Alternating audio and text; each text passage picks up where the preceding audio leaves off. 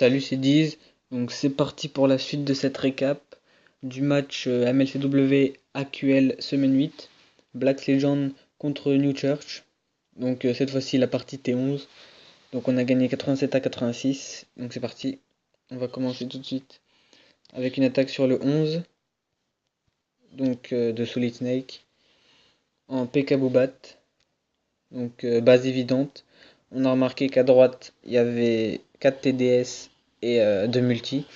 Et qu'à gauche il n'y avait qu'une TDS. Du coup PK Bobat à 4 heures. Donc là il funnel bébé drag à gauche, roi à droite. Il envoie le démo à 4 heures. Il va envoyer bully, stéro, guérisseuse. Voilà, il va mettre un premier rage sur la première multi, Kappa Warden. Ensuite il va mettre un sort de saut pour accéder à la deuxième multi. Mais bon, c'est même pas nécessaire presque, vu que le démo a traversé tout le village. Et là ensuite ils vont envoyer les bats à 6 heures, qui vont faire toute cette partie gauche du village. Donc voilà, strat logique, hein.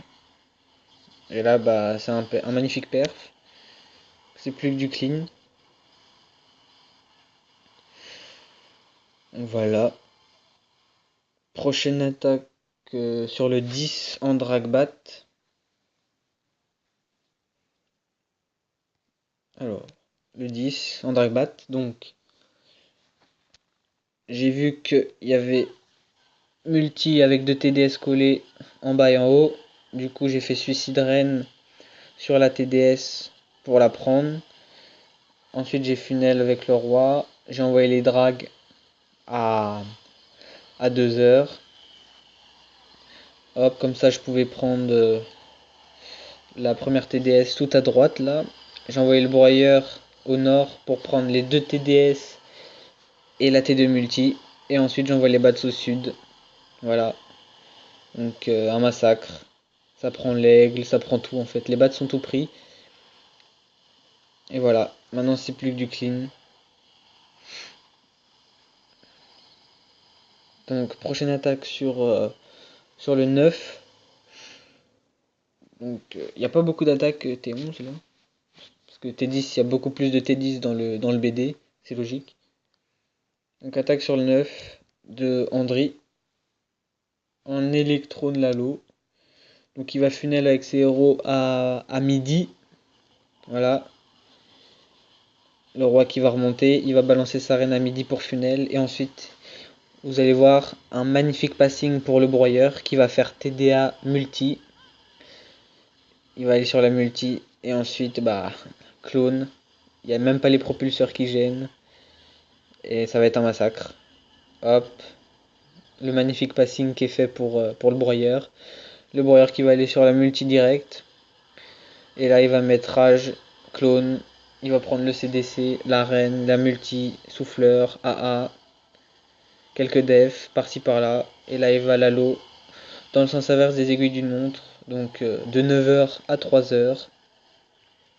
Les speeds pour aller rapidement vers le centre du village. Hop. La Kappa Warden parce que les ballons en ont besoin.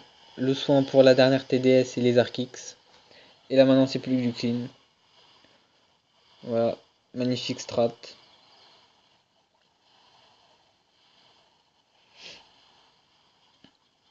Hop. Là il reste que l'HDV. Tranquillement. Donc attaque maintenant sur le 7. En AQH Lalo. Encore de Hendry. Donc en AQH qui va envoyer à 7 heures. Il va funnel roi au-dessus pour qu'il monte et que la reine descende. Il va funnel en bas pour que la reine rentre dans ce compart TDA tour de sorcier avec ouverture sapeur et saut sur la zone morte là pour accéder à l'aigle et la reine. Donc il va choper en P1, il va choper la T2 multi, la reine, l'aigle, le CDC, un souffleur. Et ensuite il va l'alo de 8 heures jusqu'à 3 heures dans le sens des aiguilles d'une montre. La reine là qui détruit le molosse, elle va prendre l'aigle. Et là il va pas tarder, il va directement envoyer son Lalo. Hop. Le Lalo qui commence, il va gel la multi pour que ses ballons, pour préserver ses ballons. Hop, il va speed pour aller rapidement vers la multi. Le broyeur qui est envoyé entre temps à midi, il va prendre le Tesla, le parc à Tesla. Voilà, et là bah il reste plein de ballons, le broyeur a pas pété, il n'y a plus de base. Il va cap à Warden. Et maintenant c'est plus que du clean. Donc voilà, magnifique attaque de Andri.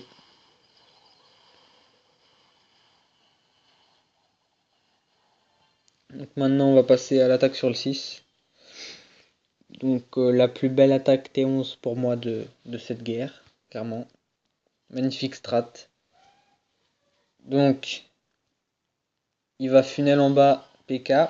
Il a remarqué que en fait il y avait rien autour de la T2 multi en bas là.